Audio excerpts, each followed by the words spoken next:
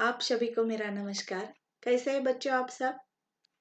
आज तक हमने अनेक प्रकार के पाठ देखे हैं। उसमें पाठ में कहा गया जाए तो निबंध, कहानी, कथा, व्यंग कथा, हास्य कथा, ऐसे अनेक प्रकार के पाठ हमने अभी तक देखे हैं। और कविताओं के भी अनेक प्रकार हमने देखे जिसमें साखियां है, अ, कविता है, दोहे है, सवैया है, मीराबाई के पद है।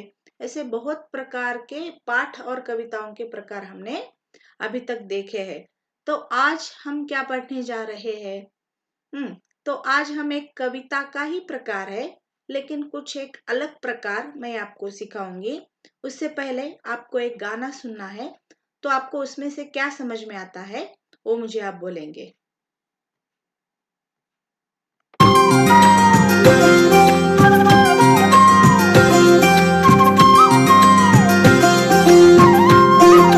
गोकुल की गलियन में आनो, बाल बाल संग आयो, नन्हा सोया नंद लालो तो सबके मन में भायो।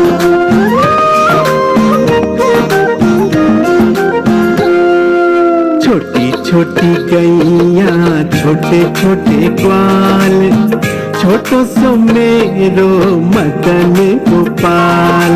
छोटी छोटी गैया छोटे छोटे ग्वाल, छोटो सो मेरो मदन गोपाल। अरे छोटी छोटी गैया छोटे छोटे ग्वाल, छोटो सो मेरो मदन गोपाल। छोटी छोटी गैया छोटे छोटे ग्वाल, छोटो सो मेरो मदन गोपाल। आगे आगे गैया पीछे पीछे ग्वाल, बीच में मेरो मदन गोपाल। छोटी छोटी गैया छोटे छोटे ग्वाल, छोटो सो मेरो मदन गोपाल। श्याम वरण मेरो मदन गोपाल। छोटी छोटी गैया छोटे छोटे ग्वाल, छोटो सो मेरो मदन गोपाल। छोटी छोटी लखोटी छोटे छोटे हाथ, बंसी बजाए मेरो मदन गोपाल। छोटी छोटी गैया छोटे छोटे ग्वाल, छोटो सो मेरो मदन गोपाल।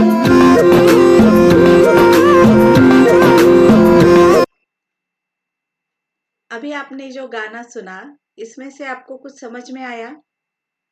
हम किसके बारे में चर्चा करने जा रहे हैं? तो अभी मैं आपको कुछ पूर्व ज्ञान के प्रश्न पूछूंगी, उसके आप मुझे जवाब देंगे पहले।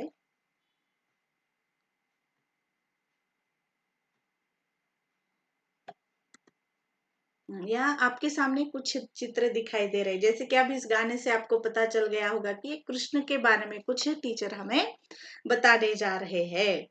तो यहाँ पे पहले चित्र में कोई भी आप मुझे बोल सकते हैं कि ये चित्र कृष्ण के बारे में है, और इसमें से पता चलता है कि कृष्ण लीलाओं के आधार पर ये मैं आपको एक कविता के जैसा ही पाठ पढ़ाने वाली हूँ। अभी ये पाठ का नाम क्या है, थोड़ा आप मुझे बोलेंगे, उत्तर देंगे प्रश्न के, तो थोड़ा आपको भी मालूम हो जाएगा कि हमारे पाठ का शीर्षक क्या है। तो पहले चित्र में कृष्ण की माँ गाय का दूध निकाल रही है और कृष्ण उनके साथ बैठा है। यहाँ पे मक्खन खाता हुआ कृष्ण आपको दिखाई दे रहा है, फिर एक जगह पे उसको बांध के रखा गया है ना। ऐसे अलग अलग उनके बाल लीलाओं का वर्णन आपको इस चित्र में से पता चलता है। और आप सभी को मालूम ही है कि कृष्ण कितना नटखट था, उसको नटखट भी कहा जाता है। तो आज हमारे पाठ का नाम है सूरदास के पद। सूरदास जी का नाम सुनते ही सूरदास और कृष्ण, ओके, सूरदास और कृष्ण, ऐसा ही उनका जीवन परिचय है। महाकवि, पहले उनका परिचय हम थोड़ा जानेंगे। महाकवि सूरदास के जन्म स्थान एवं काल के बारे में अनेक मत है। अधिकांश साहित्यकारों का मत है कि 1478 में महाकवि सूरदास का जन्म आगरा और मथुरा के बीच स्थित रुणकता नामक गांव में हुआ था। कहा जाता है कि सूरदास जन्मांध थे। देखो सूरदास और कृष्ण, इनको देखकर इनके कविताएं या कृष्ण का वर्णन, कृष्ण के जो बाल लीलाएं है, आपने अगर देखे तो इससे आपको पता भी नहीं चलेगा कि ये बाल जन्मांध थे। जन्मांध में जब बाय बर्थ ही, मतलब जब उनका जन्म हुआ था तो जन्मतः वो क्या थे, अंधे थे, जन्मांध थे। किंतु उनके पदों में रूप रंग का अद्भुत वर्णन, मतलब उन्होंने दुनिया कैसी हो देखी भी नहीं थी, लेकिन इतना अद्भुत वर्णन उन्होंने किया है, तो इससे हमें पता भी नहीं चलेगा कि वो जन्मांध थे। तथा कृष्ण के जीवन की विविध लीलाओं का सूक्ष्म चित्रण देखकर इस बात पर सहसा हम विश्वास नहीं करेंगे कि वे क्या थे, जन्मांध थे। उनकी कुछ प्रमुख रचनाएं इस प्रकार से है। भक्त सूरदास द्वारा रचित 3 काव्य ग्रंथ हमें मिलते हैं, सूरसागर, सूरसारावली और साहित्य लहरी।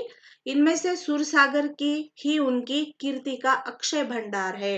सूरसागर में बहुत सारे उनके पद आपको मिलेंगे। तो अभी हम एक एक अभी पाठ में हम प्रवेश करेंगे।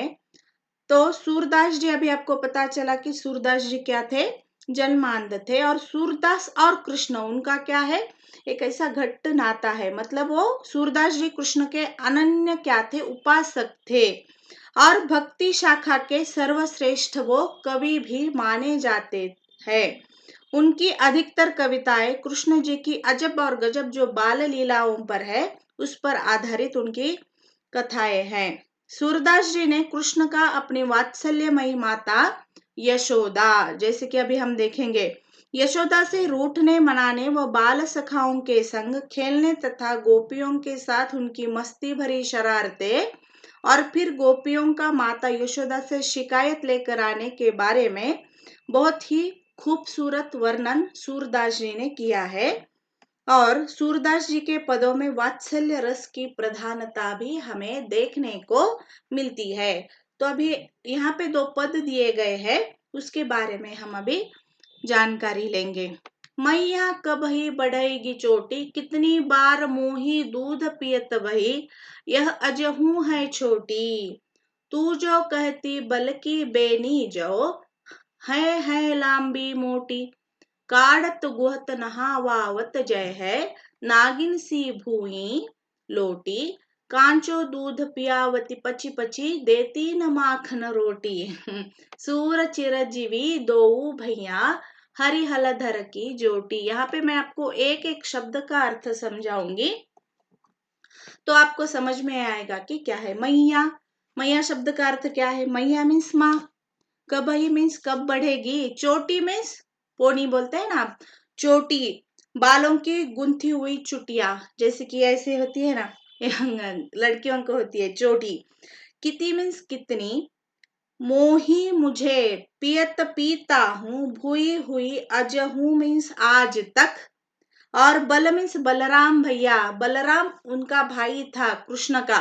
बेनी मीन्स चोटी, जो मीन्स जैसे, ह्यो मीन्स हो जाएगी, लांबी मीन्स लंबी। एक एक आपको रनिंग नोट्स की तरह लिखते जाना है, फिर आपके नोट्स में भी आपको ये शब्द के अर्थ मिल जाएंगे। काढ़त मीन्स कंघी करना। तो कृष्ण अपने माता यशोदा से यहाँ कह रहे हैं कि मैया कब ही बढ़ेगी चोटी, मैया मेरी ये चोटी कब बढ़ेगी।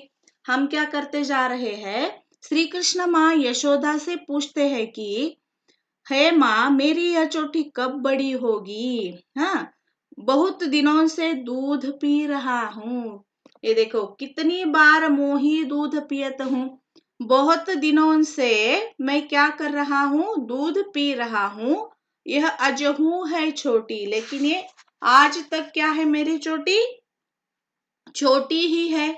तो वो किसका उदाहरण देते हैं, तू जो कहती बल्कि बेनी जो, और वे आगे ऐसा भी कहती है कि तुम कहती थी कि बलराम भैया की भांति मेरी चोटी भी लंबी और मोटी हो जाएगी। तू तो क्या कहती थी, मेरी चोटी लंबी और मोटी है ना, मीन्स लंबी और मोटी हो जाएगी, किसकी तरह, उनके दाऊ भैया की तरह। दाऊ भैया मीन्स जो हलधर, जिनके हाथ में हल है, वो कौन है, बलराम, उनके भाई। काढ़त गुहत नहावत जय ही, मैं इनको बार बार कंघी करता हूँ, मैं नहाता हूँ, लेकिन ये जो मेरी चोटी है वो लंबी होने का नाम ही नहीं ले रही है। और कब ये मोटी हो जाएगी और यह काटते गूंथते समय नागिन के समान धरती पर लौटने लगेगी। नागिन की भुई लोटी में मतलब लंबे बाल और काले घने और लंबे बाल, और जो जमीन को क्या करेंगे, छुएंगे। मतलब इतने लंबे बाल कृष्ण को चाहिए थे। और वो अपनी माँ यशोदा से पूछते हैं कि आप बोलती ही रहती है कि आपकी चोटी बड़ी होगी, लेकिन मैं रोज दूध पीता हूँ, उसको कंघी करता हूँ, नहाता हूँ, लेकिन ये जो मेरी चोटी है कब बड़ी होगी और नागिन के जैसे लंबे बाल होकर वो जमीन को कब छुएगी। पर कांचो दूध पियवती पची पची देती न माखन रोटी। परंतु वो क्या कहता है, परंतु ऐसा तो नहीं हुआ, मेरी चोटी तो लंबी नहीं हुई। मैंने आपकी बात सुनी, मैं रोज दूध पीता हूँ, लेकिन मेरी चोटी क्या नहीं हुई, लंबी नहीं हुई। और माँ को उलाहना देते हुए कहते हैं कि तुम मुझे रोज कच्चा दूध पिलाती रहती हो। कांचो दूध पियावती पची पची, कच्चा दूध मीन्स जब वो गाय का दूध निकालते हैं और उस दूध निकालते ही वो पी लेना, उसको गर्म नहीं करना, कुछ भी नहीं करना, कच्चा दूध में सा। नहीं तो वहां आप बोलेंगे कच्चा और पक्का क्या है, तो कच्चा दूध में सीधा वो गाय का दूध जब निकालते ही सीधा उसको पीने के लिए देती थी। और ये दूध मैं पीते जा रहा हूँ और आप मुझे माखन रोटी खाने के लिए नहीं दे रही है। तुम मुझे रोज कच्चा दूध पिलाती रहती हो, माखन रोटी खाने को नहीं देती हो, इसलिए सूर चिरजीवी दो भैया हरि हलधर की जोटी। और मेरी चोटी बढ़ती नहीं है। तो यहाँ पे सूरदास जी के, क्योंकि ये सूरदास जी के पद है नहीं है, तो हर एक जो लास्ट वाली लाइन है ना, इसमें सूरदास जी कहते हैं, ऐसा उल्लेख आपको देखने के लिए मिलेगा। तो सूरदास जी कहते हैं कि यशोदा जी ने उन्हें गले लगाकर आशीष दी कि कृष्ण व बलराम की यह जोड़ी दीर्घायुषी हो या दीर्घाजीवी हो। और यहाँ पे ये जो लास्ट वाला लाइन है, यहाँ पे सूरदास जी, सूरजीवी मीन्स सूरदास क्या बोलते हैं कि उनकी माँ, किनकी माँ, कृष्ण भगवान की माँ उनको आशीर्वाद देती है कि आप और हरि हलधर में बलराम की जोड़ी ऐसे ही सलामत रहे, चिरंजीवी हो। तो यहाँ पर ये जो पहला पद है, इसमें श्री कृष्ण अपनी माँ यशोदा से पूछते हैं कि मैं रोज क्या करता हूँ, कच्चा दूध पीता हूँ, आप मुझे कच्चा दूध पीने के लिए देती है, फिर भी मेरी चोटी लंबी नहीं हो रही है। तो इनको लंबी चोटी क्यों चाहिए थी, क्योंकि उनके दाऊ भैया के मतलब बलराम की बाल कैसे थे, बहुत घने थे। लेकिन और उनको माखन रोटी पसंद थी। किनको माखन रोटी पसंद थी, कृष्ण को, लेकिन उनकी माँ उनको दूध पीने के लिए देती थी। तो ये जो प्रस्तुत हमारी जो ये पंक्तियां हैं यहाँ पे दी गई, यहाँ पे यशोदा बाल कृष्ण को दूध पिलाने के लिए उसे चोटी बढ़ने का लालच देती है। मतलब रियल में उसकी चोटी बढ़ने वाली थी क्या, अभी छोटे बच्चों के लिए कुछ ना कुछ लालच देती है ना अपनी माँ, क्यों, कुछ अच्छे काम करने के लिए। अगर बच्चा नहीं सुनता है तो आप ऐसा करो, आप ऐसा होगा बोल के बोलते हैं ना, तो इसलिए दूध पीने के लिए कुछ ना कुछ वो बोलती है और उनको दूध पीने के लिए क्या करती है, प्रोत्साहित करती है। लेकिन बालक को नहीं लगता कि चोटी कुछ बड़ी है, लेकिन वो चोटी कुछ बड़े जैसी नहीं दिखती है। तो बाल कृष्ण मीन्स कृष्ण भगवान अपनी माँ से पूछती है कि मैया मेरी चोटी तो कब बढ़ेगी, मेरी चोटी तो बढ़ने का नाम ही नहीं ले रही है, तो मेरी चोटी कब बढ़ेगी। तो माँ तू तो कहती कि तेरी चोटी भी भाई बलदेव की भांति लंबी हो जाएगी, मैं उसको रोज नहाता हूँ, गूंथता हूँ, समय पे नहाता हूँ, लेकिन ये नागिन के समान लौटती दिखाई देगी। और लंबे बाल, नागिन की तरह में रियल में वहां पे सांप या नाग होता है ऐसा नहीं है, नागिन के भांति में सो जो लंबे बाल है वो मेरे बाल कब लंबे होंगे। तो यहाँ पे दूध पीने के लिए कुछ ना कुछ यशोदा मैया ने उनको लालच दिया था।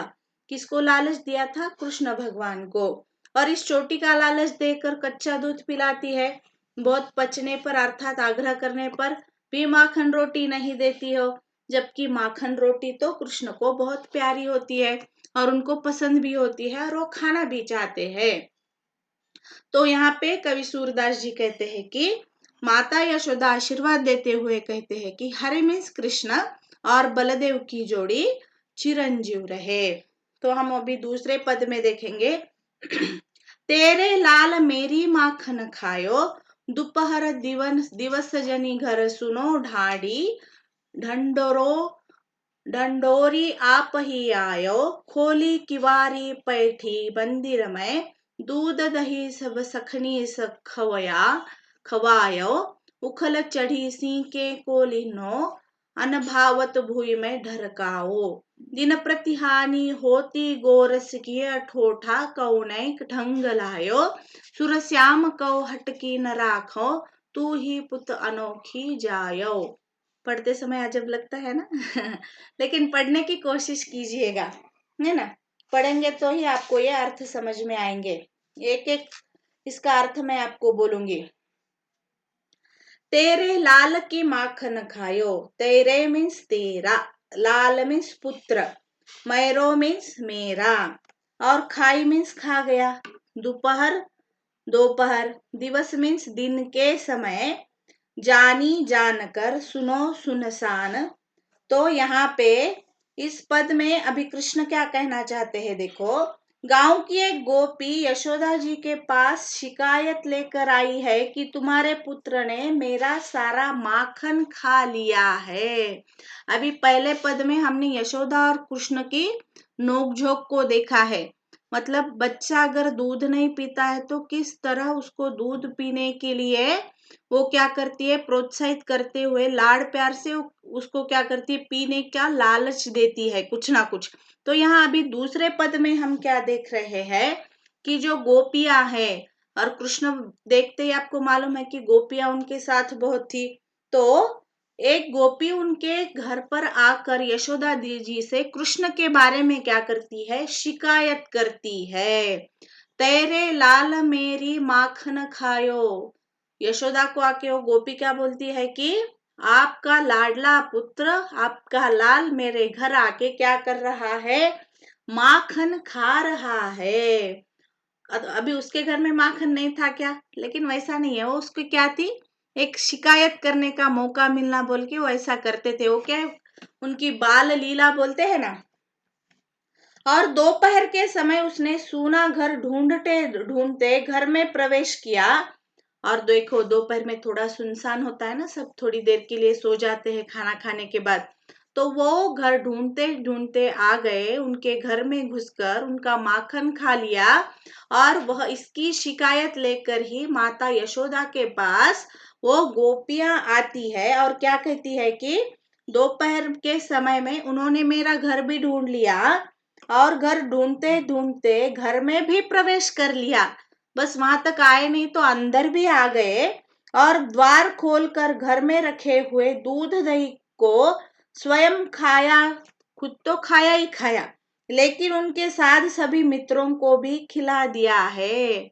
देखो दोपहर दोपहर दिवस जानी घर सुनो ढाड़ी ढंडोरो ढंडोरी अब आप ही आयो। मतलब घर ढूंढते ढूंढते वहां तक वो आ गए और दरवाजा खोली किवारी बैठी मंदिर में दूध दही सब सखिनी खवायो। मतलब दरवाजा खोलकर वो अंदर भी आ गए और उन्होंने सब माखन खा लिया, खुद ही नहीं खाया तो अपने दूध दही सब किसको खिलाया, सखनी मीन्स मित्र, खवयो मीन्स खिलाया। अकेला उन्होंने नहीं खाया कृष्ण ने, तो उनके साथ साथ उन्होंने अपने सखे मित्र सोबती उन सभी को उन्होंने वो दूध और दही खिलाया है। तो अभी क्या होता है देखो, उखल चढ़ी सींग के को लिन हो। अभी क्या होता है, तो दूध दही स्वयं खाया और उनके मित्रों को भी खिलाया। गोपी कहती है कि मैंने तो छींक के ऊपर टांग कर मक्खन की हांडी रखी थी। आपको मालूम है वो छींक क्या होता है, यहाँ पे मैंने एक चित्र में आपको बताती हूँ।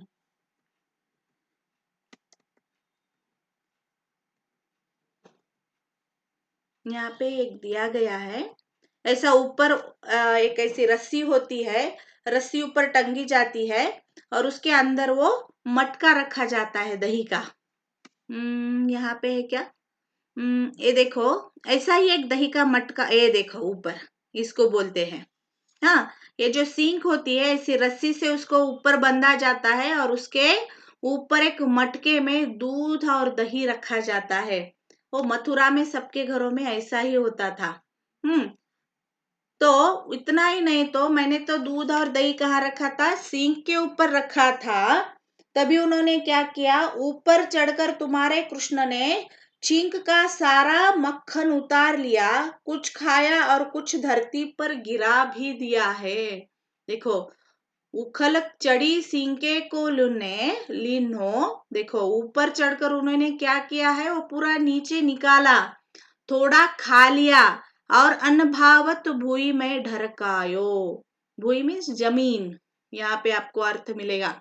अनभावत और थोड़ा जमीन पर गिरा भी दिया है।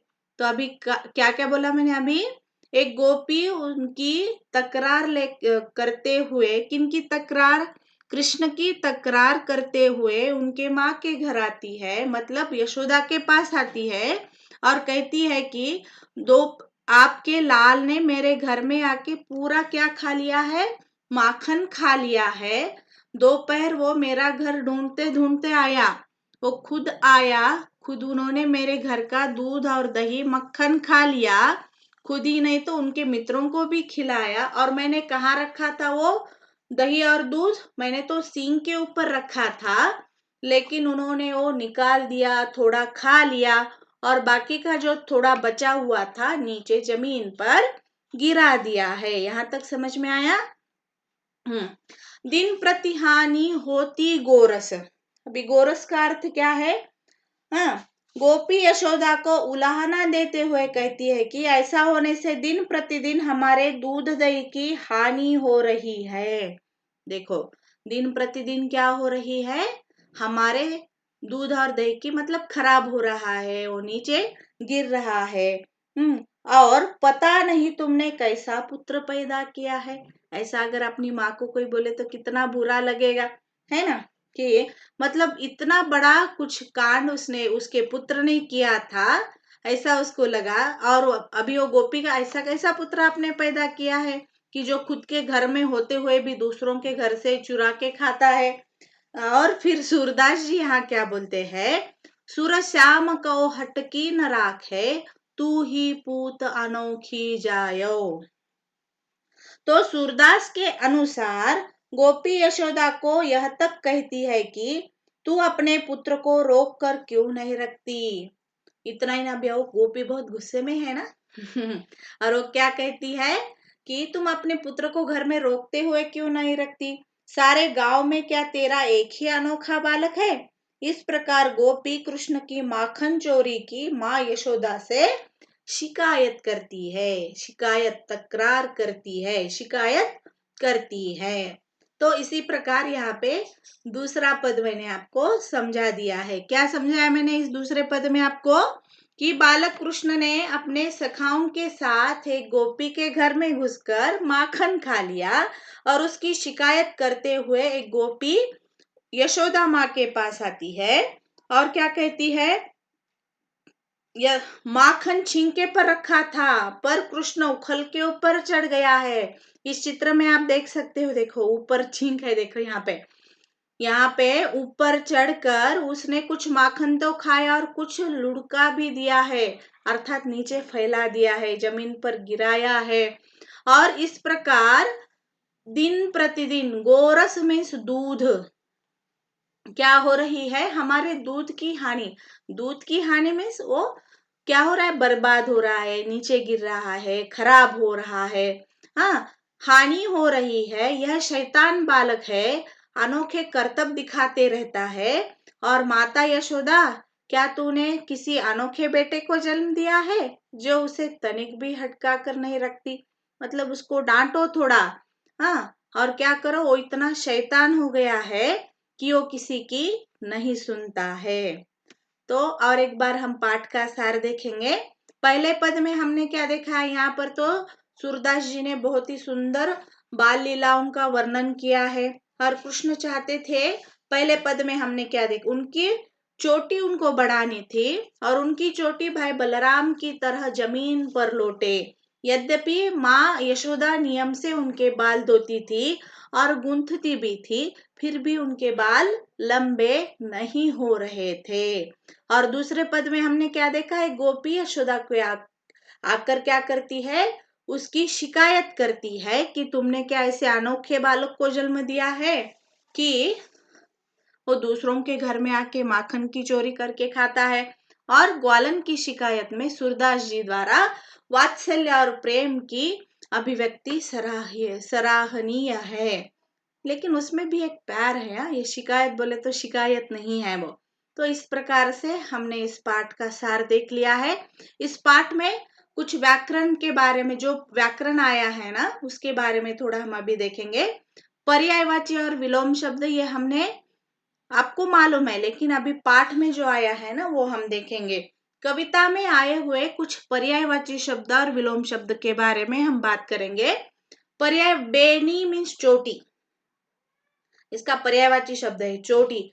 आप उसको पोनी बोलते हैं ना, बेनी चोटी, मैया जननी माता माँ, दूध दुग्ध पेय गोरस, काढ़त गुहत, बलराम दाऊ हलधर। मत हलधर मीन्स जिसके हाथ में हल है, दाऊ भैया बोलते थे ना कृष्ण उनको, बलराम को के ही नाम है ये।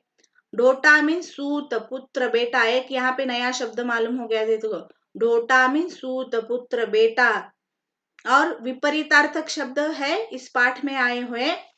पर्यायवाची शब्द क्या क्या है, एक ही शब्द के अनेक अर्थ होते हैं, वो अर्थ अलग होते हैं, लेकिन जो हमें शब्द कहना, भी कभी कभी हम मैया मैया बोले तो भी क्या है, माता है, जननी बोले तो भी माँ है, माँ बोले तो भी जननी है। ऐसे इस प्रकार समान अर्थ वाले शब्दों को हम क्या कहते हैं, पर्यायवाची शब्द कहते हैं। और विपरीतार्थक मीन्स विलोम शब्द, विलोम मीन्स विरुद्ध, है ना, एक दूसरे से विरुद्ध होते हैं।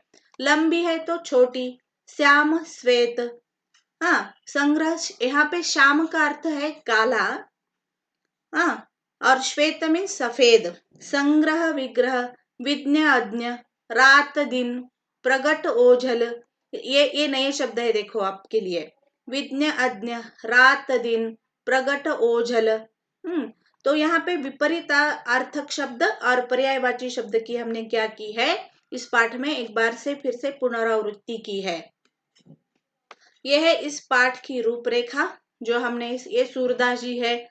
और आप ऐसा वर्णन कृष्ण की बाल लीलाओं का सूरदास जी ने किया है कि जैसे मैंने पहले ही भी बोला था आपको कि ये जन्मांध थे, लेकिन सुंदर प्रकार से उन्होंने कृष्ण की बाल लीलाओं का वर्णन किया है।